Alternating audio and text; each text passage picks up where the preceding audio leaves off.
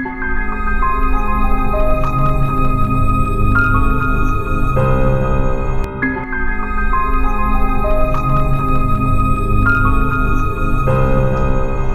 guys, welcome to my channel Englishpedia. Today we are discuss about pronoun part third. So let's we discuss pronouns part number 6, interrogative pronoun. Interrogative pronoun are used for asking question. It means interrogate करना, it means question पूछना. Interrogative pronounce को हम लोग question ask करने के काम लेते हैं, यानी कि क्वेश्चन आस्क करने के लिए यूज़ करते हैं.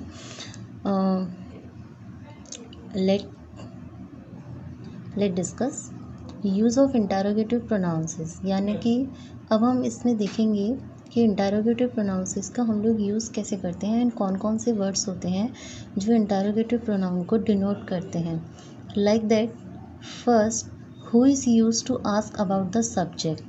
जैसे who is used to ask about the subject, यानी कि जो हु होता है वो सब्जेक्ट के बारे में क्वेश्चन पूछने के काम आता है. ठीक है.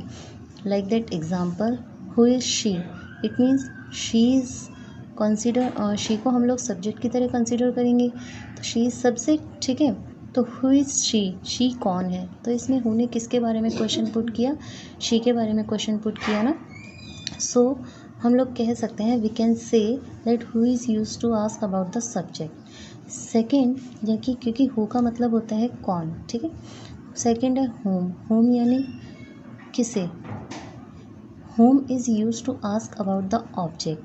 अब जैसे हमने हु सब्जेक्ट के लिए यूज़ किया था, वैसे ही होम को हम लोग ऑब्जेक्ट के लिए यूज़ करते हैं. Home have you called. ठीक है. यानी कि तुम किसे बुला रहे थे. होम हैव यू कॉल्ड, तुम किसे बुला रहे थे. ठीक. थर्ड है whose. Whose is use to ask about the possession of something. यानी कि जो हुज है वो किसी के पोजेशन के लिए किया जाता है, यानी कि किसका, किसकी, यानी कि ये चीज़ किसकी है, ये चीज़ इस चीज़ से कौन मतलब रिलेट करता है, किस पे इसका अधिकार है. बिकॉज पोजेशन हम लोग पहले ही पढ़ चुके हैं कि पोजेशन का मतलब होता है अधिकार. ठीक है. Example, whose car is that, यानी कि ये कार किसकी है. ठीक है. यू कैन अंडरस्टैंड दैट ना, कि ये कार किसकी है. तो इसमें किससे मतलब कार का रिलेशन किससे बताया गया है, यानी कि कार किसकी है. तो यानी कि किसी की तो होगी, समवन हैव दिस कार ना. सो ठीक है. अब देखो, इसमें एक इम्पॉर्टेंट पॉइंट है, who is not use for non living things. ठीक है. नॉन लिविंग थिंग्स यानी कि लाइक दैट जो मूव नहीं कर पाती हैं. ठीक है. तो who is not use for non living things. तो यानी कि जो हु होता है वो नॉन लिविंग थिंग के लिए यूज़ नहीं किया जाता है. ठीक है. For example, this is the pen whose cap was lost. यानी कि दिस इज़ द पेन, यानी कि ये पेन है जिसकी जो कैप है, यानी कि जिसका जो कवर है वो खो गया है. तो इट्स अ रॉन्ग ना, क्योंकि pen is a non living thing and we can not use whose with non living things. ठीक है. This is the pen the cap of which was lost. यानी कि ये पेन है, ये वो पेन है जिसकी कैप जो है खो चुकी है. ठीक है. जिसकी कैप जो है खो गई थी. तो यहाँ पर हमने विच को हुज की तरह यूज़ किया है, because we can use which with non living things. ठीक है. फोर्थ है, where, why, when are used as interrogative pronouns for place, reason and time respectively. अब देखो, वेयर का मतलब होता है कहाँ, तो ये प्लेस को डिनोट करेगा. वाई का मतलब होता है क्यों, तो ये रीज़न को डिनोट करेगा. एंड व्हेन का मतलब होता है कब, तो ये टाइम को डिनोट करेगा. ठीक है. तो ये सारे जो वेयर, वाई, व्हेन जो है क्वेश्चन इंटरोगेट करने के काम आते हैं. तो प्लेस, रीज़न और टाइम. ओके. अब देखो, for example, where is your book, यानी कि तुम्हारी बुक कहाँ है, तो ये प्लेस को डिनोट करेगा. वाई आर यू सैड, तो ये रीज़न को डिनोट कर रहा है कि तुम सैड क्यों हो. Van will you come hair, यानी कि तुम यहाँ कब आओगे. ठीक है. तो ये टाइम को डिनोट कर रहा है. समझ में आया ना. Where is your book, that is place. Why are you said, that is called reason. And when will you come here, that is time. Okay. So interrogative pronoun को हम लोग पढ़ चुके हैं, that is use to asking question. Question interrogate करने के काम आता है, ठीक है। कुछ ऐसे वर्ड्स होते हैं जैसे कि who, whose, where, why, when, जो क्वेश्चन इंटरोगेट करने के काम में लिए जाते हैं, ठीक है। 7th है हमारा, नेक्स्ट है रेसिप्रोकल प्रोनाउन।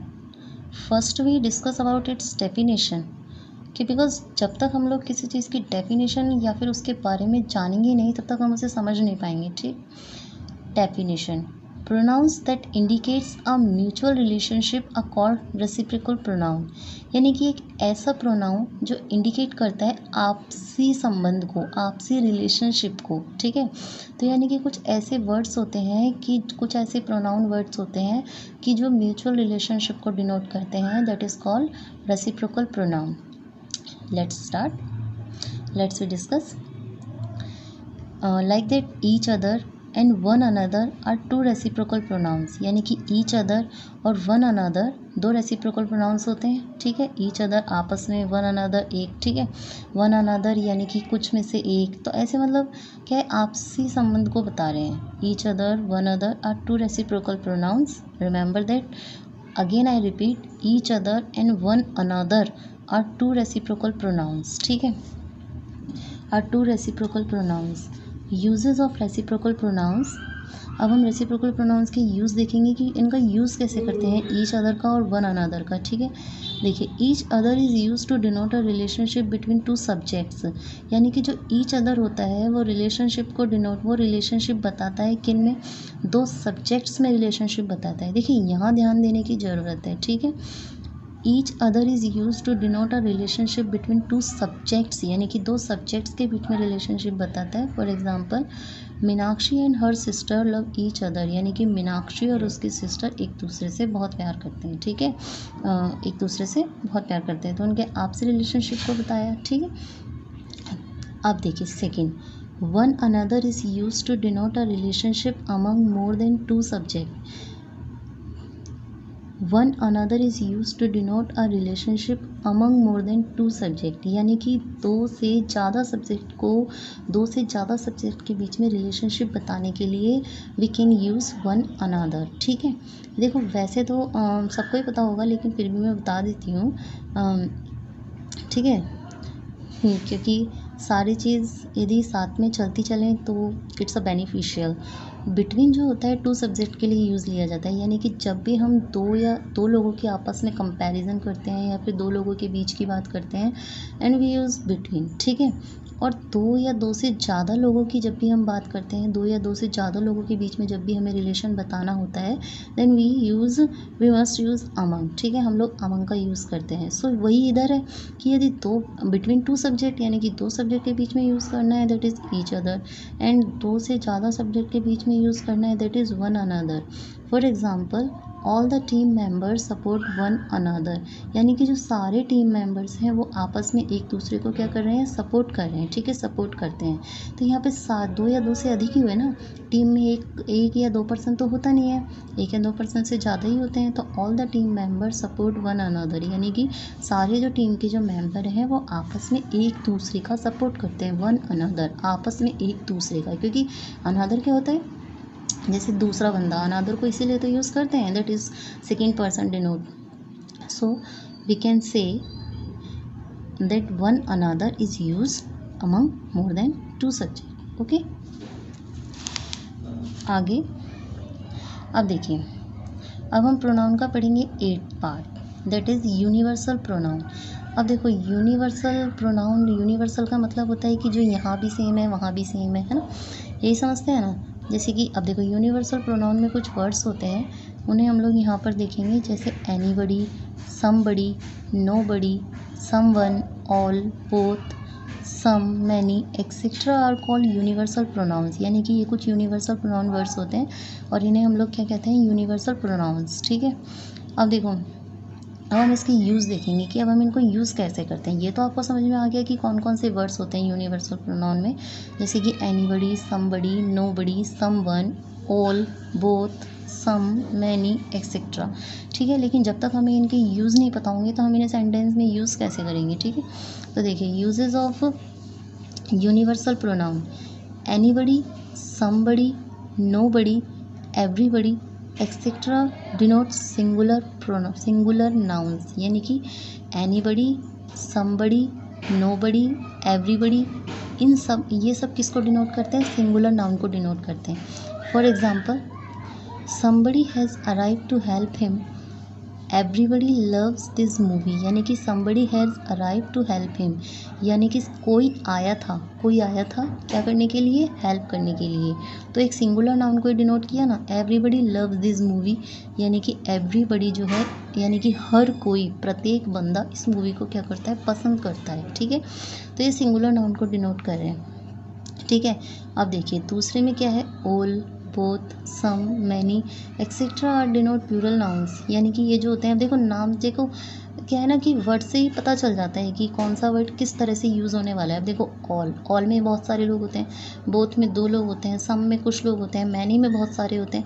तो हमें रटने की ज़रूरत नहीं है। ठीक है, नो रटाफिकेशन, हमें सिर्फ अंडरस्टैंड करने की ज़रूरत है कि we need to understand that कि एनीबडी एक, समबडी यानी कि कोई वन, नोबडी कोई नहीं, एवरीबडी हर कोई। तो यानी कि ये तो सिंगुलर वर्ड्स मतलब साउंड करते हैं, सिंगुलर वर्ड साउंड करते हैं, तो सिंगुलर नाउन के साथ ही यूज़ होंगे। ठीक है, अब ये जो ऑल, बोथ, सम, मैनी, ये जो वर्ड्स हैं ये कुछ ऐसा साउंड करते हैं कि लाइक दैट प्लूरल। ठीक है, तो ये हमें प्लूरल नाउन्स के साथ यूज़ करते हैं। For example, many are required, all are done their job. ठीक है, मैनी आर रिक्वायर्ड यानी कि कुछ लोगों की ज़रूरत है।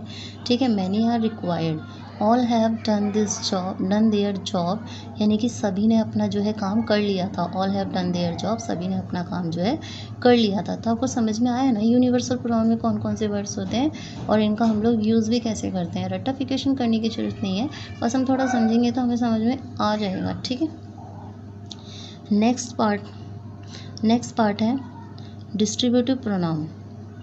9 पार्ट इज डिस्ट्रीब्यूटिव प्रोनाउन। देखिए डेफिनेशन हम लोग सबसे पहले देखते हैं, क्योंकि विदाउट डेफिनेशन कुछ होने वाला नहीं है। Pronoun which separate a person और थिंग फ्रॉम अ ग्रुप और पर्सन और thing are called distributive pronoun. अब देखो डिस्ट्रीब्यूट है, डिस्ट्रीब्यूट का मतलब क्या होता है कि बांटना, एक तरह से डिस्ट्रीब्यूट कर देना। ठीक है, तो यानी कि हम किसी चीज़ को किसी चीज़ से सेपरेट ही करेंगे ना, किसी चीज़ को बांटेंगे तभी तो वो डिस्ट्रीब्यूटिव प्रोनाउन होगा। Pronoun which separate a person और thing from a group of person are called distributive pronoun, यानी कि कोई भी ऐसा प्रोनाउन जो कि यानी कि कोई भी ऐसा प्रोनाउन जो कि किसी भी पर्सन को या फिर किसी भी थिंग को कोई भी ग्रुप से या फिर कोई भी पर्सन या थिंग से सेपरेट करता है, that is called distributive pronoun. For example, either of, neither of, each of, every of, any of, one of, etcetera. ठीक है, these are distributive pronoun words and we can see. अब हम लोग ये देख सकते हैं ना कि कौन कौन से वर्ड्स होते हैं डिस्ट्रीब्यूटिव प्रोनाउंस में, जैसे कि either of, neither of, each of, everyone of, any of, one of, etcetera. ठीक है, so further I again repeat that either of, neither of, each of, everyone of, any of, one of, etcetera. ठीक है, अब हम आगे क्या करेंगे, क्या देखेंगे इनके यूजेस। ठीक है, so uses of distributive pronouns. Either of and neither of are called to denote choice between two persons और थिंग्स। ठीक है, तो यानी कि ईदर ऑफ और नीदर ऑफ, यानी कि आइदर ऑफ और नाइदर ऑफ को हम लोग किस लिए यूज़ करते हैं? चॉइस को डिनोट करने के लिए यूज़ करते हैं बिटवीन टू पर्सन्स और थिंग्स के बीच में। ठीक है, for example, either of these two mans is our new teacher, यानी कि इन दोनों आदमियों में से ये जो है हमारे न्यू टीचर हैं। ठीक है, तो चॉइस करी ना, either of this two man is our new teacher, neither of these two pens is mine, यानी कि इन दोनों पेनों में से मेरा कोई भी नहीं है। देखो नीदर ऑफ तो क्या होता है, नेगेटिव सेंटेंस में यूज़ किया जाता है और ईदर ऑफ पॉजिटिव सेंटेंस में यूज़ किया जाता है, क्योंकि नीदर जो होता है is a negative word and either is a positive word. So neither of these two men is our new teacher and neither of these two pens is mine। ठीक है, लेकिन मैं आपको बता देती हूँ क्योंकि इट्स अ मस्ट। ठीक है, कि जहाँ भी where use neither we can not use not. ठीक है, यानी कि जहाँ भी हम लोग नीदर का यूज़ करते हैं वहाँ हम लोग नॉट का यूज़ नहीं करते हैं, because neither is already a negative word. दो वर्ड नेगेटिव वर्ड एक साथ सेंटेंस में नहीं आ सकते हैं ना। सो नीदर का हम जहाँ भी जिस भी सेंटेंस में यूज़ करेंगे वहाँ पर नॉट यूज़ करने की कोई भी नीड नहीं है। Okay.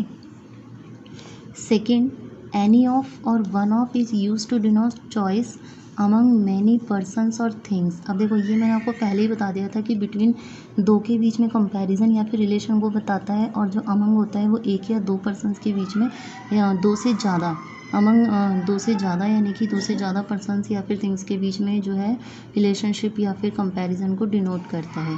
For example one of this book is mine, यानी कि इन बुक्स में से एक मेरी है। ठीक है, इन बुक्स में से एक मेरी है, यानी कि these is a plural word ना, तो these books is a plural noun. So one of these books is mine, यानी कि इन बुक्स में से, यानी कि जो सारी बुक्स रखी हुई हैं इनमें से एक मेरी है। ठीक है, अब देखो यहाँ पर एक ध्यान देने की बात यह है कि none of is negative of one of and means not one of more than. ठीक है, यानी कि अब देखो जैसे वहाँ पर ईदर ऑफ का नेगेटिव नीदर ऑफ था, ऐसे ही यहाँ पर जो नन ऑफ है वो वन ऑफ का नेगेटिव है, यूज़ वैसे ही होगा। ठीक है, अब जैसे यहाँ पर हो सकता था none of this books is mine, यानी कि इन बुक्स में से मेरी कोई बुक्स नहीं है। ठीक है, तो none of is negative of one of and more than and means not one of more than two. ठीक है, for example none of not one of the boys has come, यानी कि कोई भी जो लड़का है वो यहाँ पर नहीं आया था। None of the boys has come, यानी कि कोई भी लड़का यहाँ पर जो है नहीं आया था, कोई भी लड़के, यानी कि जो none of the boys has come यानी कि कोई भी लड़के यहाँ पर नहीं आए थे। ठीक है, तो काफ़ी जो मतलब होता है प्लूरल नाउन को डिनोट किया। Note distributor pronouns agrees with singular verbs, यानी कि जो डिस्ट्रीब्यूटर प्रोनाउंस होते हैं वो सिंगुलर वर्ब के साथ एग्रीज करते हैं। ठीक है, distributor pronouns agrees with singular verbs, यानी कि हमेशा डिस्ट्रीब्यूटर प्रोनाउंस के साथ कौन सी वर्ब आती है? सिंगुलर वर्ब आती है। देखो आप फिर से देख लो, यहाँ पर सिंगुलर वर्ब है इज़, यहाँ पर है हैज़। ठीक है, एंड यहाँ पर है इज़, यहाँ पर है इज़, तो सब जगह कौन सी वर्ब आई है? सिंगुलर वर्ब आई है। ठीक है, नो डाउट ना। And last part, pronoun is indefinite pronoun. First we discuss about this definition. Indefinite pronoun are those that is use general sense and have no indefinite relationship with a noun. यानी कि indefinite pronouns जो होता है are वो ये होते हैं कि यूज इन जनरल सेंस, कि जनरल सेंस में यूज़ किए जाते हैं, and have no definite relationship with a noun, और उनका जो है नाउन के साथ जो है सीधा रिलेशन नहीं होता है, कोई डेफिनेट रिलेशन नहीं होता है। ठीक है,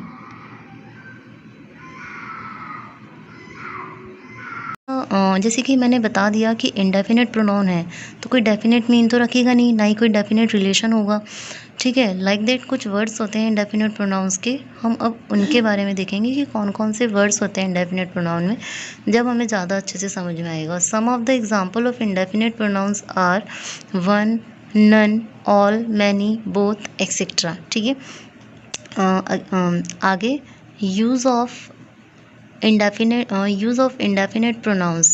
Uses of indefinite pronoun. First, any and all are used both in singular and plural numbers, यानी कि जो any और all है दोनों को हम लोग plural numbers, singular और plural दोनों numbers के साथ यूज़ कर सकते हैं। and how? For example, all that glitters is not gold, singular. ठीक है, यानी कि जो सारे जो चमकती हुई चीज़ जो होती है, हर चमकती हुई चीज़ जो होती है सोना नहीं होती है। ठीक है, that is singular. All of us have clear the exam, यानी कि ऑल ऑफ अस यानी कि हम सभी ने जो है एग्ज़ाम क्लियर कर लिया, यानी कि हर चमकती हुई चीज़, यानी कि एक चीज़ के बारे में बात हुई ना, that is singular. And all of us have clear the exam, यानी कि हम सभी, यानी कि बहुत सारे हैं, प्लूरल नंबर्स हैं, तो हम इन दोनों का यूज़ कर सकते हैं। ठीक है, तो next second, both, some, many and few are used as plural. Both, some, many and few are used as plural, यानी कि अब देखो जैसे मैंने कहा ना कि रट्टाफिकेशन नहीं होना चाहिए, नाम से ही पता चलना चाहिए, वर्ड्स को देखकर ही समझ में आ जाना चाहिए कि कौन से प्लूरल हैं और कौन से सिंगुलर हैं। जैसे बोथ दो लोगों की बात हो रही है, सम कुछ, मैनी बहुत सारे, फ्यू कुछ, are used as plural subjects. ठीक है, प्लूरल वर्ड्स होते हैं। For example, both of them are coming, both of them are coming, यानी कि दोनों जो हैं आ रहे हैं, both of them are coming, दोनों आ रहे हैं। Some of my classmates have clear the test, यानी कि सम ऑफ माई क्लासमेट्स यानी कि मेरे क्लासमेट्स में से कुछ, यानी कि सम ऑफ माई क्लासमेट्स यानी कि मेरे कुछ क्लासमेट्स ने ये जो टेस्ट है पास कर लिया है, ठीक है। Note if one has been used is nominative case then we should use one is accusative case as well, यानी कि हम लोग वन को यदि नॉमिनेटिव केस में यूज़ करते हैं तो हम इसे एक्यूजिटिव केस में भी ऐसे ही यूज़ कर सकते हैं। जैसे देखो एग्जांपल पढ़ेंगे तो हमें ज़्यादा अच्छे से समझ में आएगा। One should respect his teachers, ठीक है, तो गलत हुआ, यानी कि हर किसी को अपनी अपनी टीचर्स की जो है रेस्पेक्ट करनी चाहिए। ऐसा तो नहीं है ना कि सिर्फ मैं मेरी टीचर की रेस्पेक्ट कर लूँ और दूसरे किसी टीचर की रेस्पेक्ट ना करूँ, उन्हें अब्यूज़ करूँ, दिस इज़ नॉट राइट, ठीक है। So one should respect one's teacher, यानी कि one should respect one's teacher, यानी कि हम सभी को सभी टीचर्स का जो है सम्मान करना चाहिए, ठीक है। तो one should respect his teacher, यानी कि उन्हें अपनी अपनी टीचरों का सम्मान करना चाहिए कि सिर्फ उसकी टीचर का सम्मान करना चाहिए। ऐसा तो नहीं है ना कि उसकी टीचर का सम्मान करें बस और किसी टीचर का सम्मान ना करें। One should respect one's teacher, यानी कि हमें हर एक टीचर का जो है सम्मान करना चाहिए। सो प्रोनाउन इज़ फिनिश, यानी कि प्रोनाउन के हम लोग सारे पार्ट्स देख चुके हैं और I hope you understand very well this. Pronoun के मैंने 3 पार्ट्स डाले हुए हैं, pronoun part first, pronoun part second, pronoun part third. So इन सारे पार्ट्स में प्रोनाउन जो है कंप्लीट हो गया है और मैं समझ सकती हूँ कि आप यदि इन तीनों वीडियोस को देखेंगे तो आपको प्रोनाउन जो चैप्टर है, प्रोनाउन जो टॉपिक है वो ईजिली जो है क्लियर हो जाएगा, ठीक है। if you want next videos of these types, please comment in my comment box, and thank you, and don't forget share my videos and subscribe my channel. Okay, thank you.